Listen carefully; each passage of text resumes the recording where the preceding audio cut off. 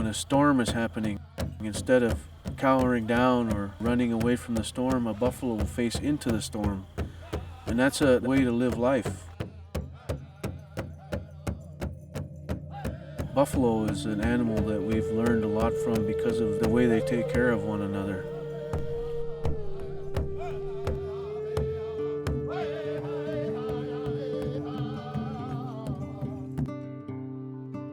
The buffalo has always been a very significant animal to the Shoshone people. Everything that we needed came from the buffalo. The buffalo is such a spiritual animal to Native people, and they deserve the respect of everyone. Buffalo are seen as more like kin or family. They're not just another animal. They're very important. We feel that they're a gift from the Creator. The reservation is 2.2 million acres in size, about the same size as Yellowstone National Park. But in terms of buffalo, they weren't here. They went from 60 million when Lewis and Clark arrived in 1804 to less than 100 in 1902. They were nearly wiped out. It was congressionally supported to wipe out as many buffalo as you could in order to exterminate the Native American food source as a means to kill off Indian people. The fact that the buffalo has been absent from our lives for 130 years, putting this animal back into the lives of our tribal members and also into the community. This is very significant because it's not just a wildlife reintroduction, it's cultural revitalization. Bison are truly one of the iconic North American wildlife species. Nobody has tighter connections with this animal than the Native Americans, that many tribes of which, depended on these animals for their survival.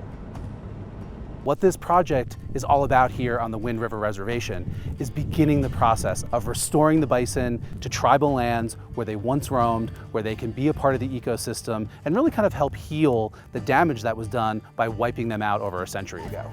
We want to set precedent for what buffalo management can be.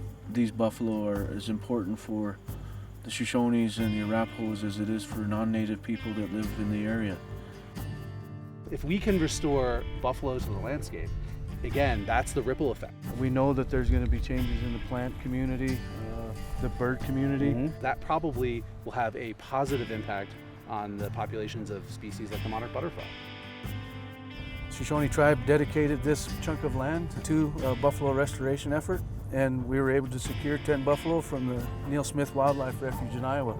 So we brought them out here in November 1st, and they were released into this enclosure on November 3rd. We had a big ceremony for them, and it was an incredible day to see these buffalo touch ground here where they haven't been for over 130 years. Wildlife conservation absolutely requires the ability to partner. So Subaru has been supporting our Garden for Wildlife efforts and our Butterfly Heroes efforts to get people to restore habitat for monarch butterflies. And it's such a beautiful dovetail with the work that's being done here. Our goal is to bring everybody together. We all care about wildlife, and that's our core common value. We want to honor that animal by letting it live the life that it was intended, and that is to be out there free and without intervention of man. Once that hoof hit the ground, that's where it really hit home, and the buffalo are back. Wojan Biden.